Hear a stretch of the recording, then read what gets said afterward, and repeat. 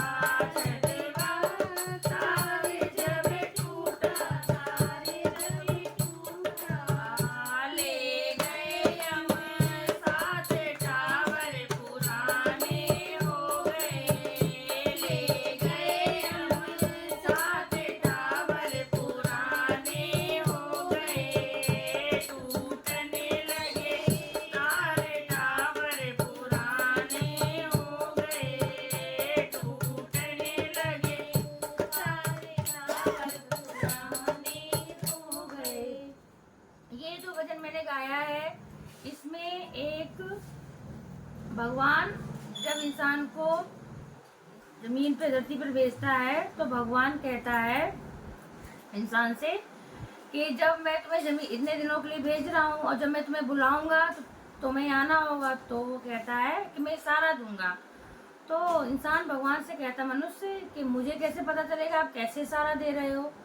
तो कह रहे मैं इशारा दूंगा तो मेरे इशारे समझना। तो उस पे से भगवान ने इंसान को बताया कि मैं इस तरीके से आपको तुम्हें इशारा दूंगा जैसे कि तुम्हारे बाल पकाऊंगा तो तुम समझना कि तुम्हारा अंत समय आ गया है।